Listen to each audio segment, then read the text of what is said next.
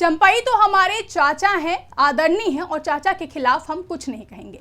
कल्पना सोरेन जब सरायकेला पहुंची तो उन्होंने ये कहकर सबको हैरान कर दिया था, क्योंकि ऐसा माना जा रहा था कि जब कल्पना सोरेन की मैया सम्मान यात्रा झारखंड के पूर्व मुख्यमंत्री चंपई सोरेन के गढ़ सरायकेला पहुंचेगी तो इस दौरान चंपई सोरेन को लेकर वो हमला जरूर बोलेंगी। लेकिन हुआ इसका उल्टा, यानी कि कल्पना सोरेन बीजेपी को लेकर तो हमलावर दिखी, लेकिन उन्होंने चंपई सोरेन को लेकर कुछ भी नहीं कहा।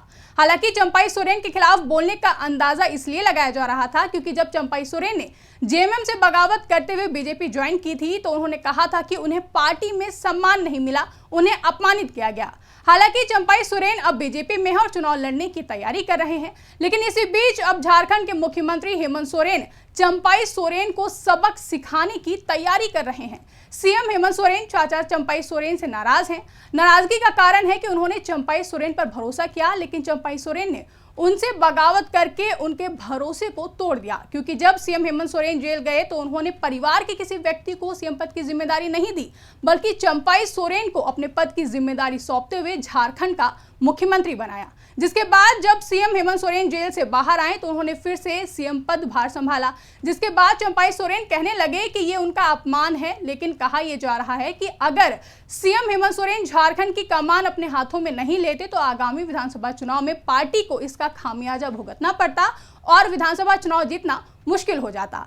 यानी कि इधर हेमंत सोरेन ने सीएम की कुर्सी पर बैठना शुरू किया, पदभार संभाला, उधर चंपई सोरेन नाराज हो गए। जिसके बाद अब हेमंत सोरेन चंपई सोरेन को जेएमएम से बगावत की सजा देने की तैयारी करने लगे हैं। तो कैसे चंपई सोरेन के खिलाफ हेमंत सोरेन ने तैयार की है रणनीति, इसी पर करेंगे चर्चा। नमस्कार, मैं आकांक्षा और आप देख रहे हैं इंडिया पब्लिक खबर। जिस दिन से झारखंड के पूर्व मुख्यमंत्री चंपई सोरेन ने बीजेपी ज्वाइन की है, उस दिन से ही चंपई सोरेन मुश्किलों में घिरते हुए देखे जा रहे हैं। कभी चंपई सोरेन बीजेपी के पोस्टर से गायब हो जाते हैं तो कभी उनका नाम कथित तौर से झारखंड के मुख्यमंत्री पद की रेस से बाहर दिखाई देता है।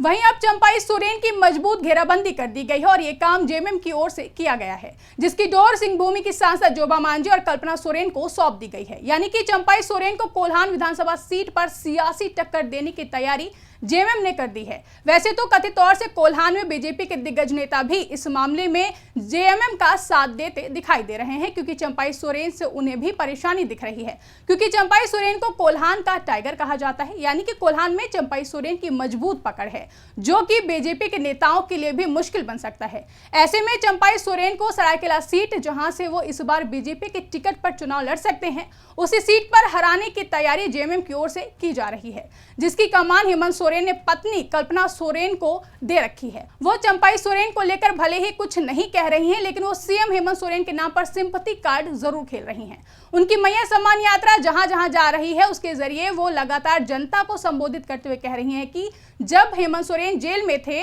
तो जितनी पीड़ा मुझे और हेमंत सोरेन को हुई, उतनी ही पीड़ा आप लोगों की भी हुई होगी, क्योंकि आपके हेमंत दादा जेल में थे। बता दें कि जिस तरह से सीएम हेमंत सोरेन को जेल में डाला गया था, उसको लेकर कल्पना सोरेन के बयान ने पूरे झारखंड को ही हिलाकर रख दिया है। वहीं झारखंड की जनता भी सीएम हेमंत सोरेन को जेल में डालने की वजह से बीजेपी से नाराज देखी गई थी, जिसके बाद अब चुनाव प्रचार में कल्पना सोरेन का साथ जोबा मांझी देती हुई दिखाई दे रही हैं। बता दें कि जोबा मांझी सिंहभूमि से सांसद है और सरायकेला विधानसभा सीट सिंहभूमि लोकसभा का ही हिस्सा है। यानी कि सरायकेला सीट पर जोबा मांझी की पकड़ भी मजबूत है। चंपई सोरेन को अब इस सीट पर अपनी पकड़ मजबूत है या नहीं, ये साबित करके दिखाना होगा, क्योंकि अब वो बीजेपी का हिस्सा है, जेएमएम का नहीं। यहां तक कि जेएमएम के नेता तो खुलकर दावा कर रहे हैं कि चंपई सोरेन अपने चेहरे पर नहीं बल्कि वो जेएमएम का हिस्सा थे, इसलिए चुनाव जीतते थे। तो जेएमएम के नेता तो चंपई सोरेन के बुरी तरह से हारने की बात कर ही रहे हैं, लेकिन क्या सच में चंपई सोरेन, जो सरायकेला की सीट से कोई चुनाव नहीं हारे हैं, वो इतने कमजोर हैं? 2019 के विधानसभा चुनाव में चंपई सोरेन ने 15,000 वोटों के अंतर से जीत दर्ज की थी। तो क्या इस बार जेएमएम सरायकेला में चंपई सोरेन को मात देने में कामयाब हो जाएगी? दरअसल इसे ऐसे समझिए, अगर हम सरायकेला सीट के समीकरणों को समझे तो 2019 विधानसभा चुनाव में चंपई सोरेन भले ही बड़े अंतर से जीते, लेकिन इसके पीछे हेमंत सोरेन के पक्ष में चल रही लहर का बड़ा कारण बताया गया, क्योंकि इससे पहले चंपई सोरेन की जीत का अंतर लगभग 800 से 1100 वोटों का ही था। यानी कि चंपई सोरेन मुश्किल से ही जीत पा रहे थे। दावा तो यहां तक किया जा रहा था कि इस बार चंपाई सोरेन के लिए जीतना बेहद मुश्किल है। परेशानी इस बात की थी कि वो झारखंड के पूर्व मुख्यमंत्री रह चुके हैं। ऐसे में जेएमएम के दूसरे नेता चुनाव के समय उनकी सीट पर ज्यादा ताकत नहीं लगाते और अगर हेमंत सोरेन चंपाई सोरेन की सीट पर प्रचार नहीं करते तो उनकी हार तय मानी जा रही थी, जिसके संकेत लोकसभा चुनाव से ही मिलने लगे थे।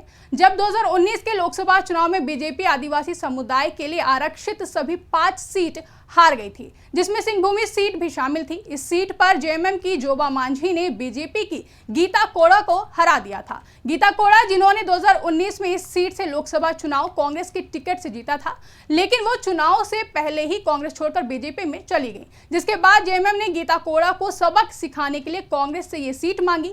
कांग्रेस ने भी 2019 में जीती हुई सीट जेएमएम को दे दी और जेएमएम ने जोबा मांझी के सहारे गीता कोड़ा और बीजेपी दोनों को ही हरा दिया था। जिसके बाद अब चंपाई सोरेन की बारी है। माना जा रहा है कि चंपाई सोरेन के खिलाफ हेमंत सोरेन ने रणनीति बनाई, जिसमें चंपाई सोरेन फंसते हुए दिखाई दे रहे हैं।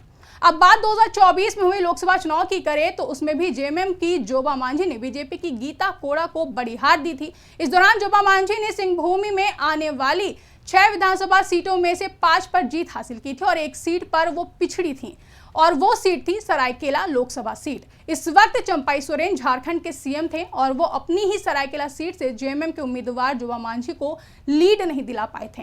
वहीं 2019 के विधानसभा चुनाव में इन 6 सीटों में से 5 पर जेएमएम और 1 पर कांग्रेस को जीत मिली थी, यानी कि जेएमएम ने बाकी 5 सीटों पर अपनी पकड़ मजबूत कर रखी थी। लेकिन सरायकेला में चंपाई सोरेन अपनी ही सीट पर कमजोर नजर आए, जिसके बाद से दावा किया जाने लगा कि चंपाई सोरेन को इस बात का एहसास हो चुका था कि इस बार वो विधानसभा का चुनाव नहीं जीत पाएंगे और यही वजह है कि उन्होंने जेएमएम से बगावत करते हुए पाला बदल लिया और बीजेपी में शामिल हो गए।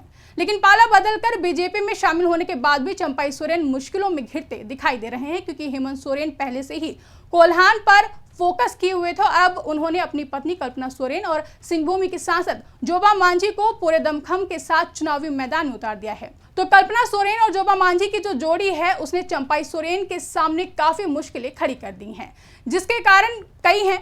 एक तो दोनों ही महिला नेता फायर ब्रांड है। कल्पना सोरेन बोलती भी अच्छा है और उनके भाषण को जनता सुनती भी है।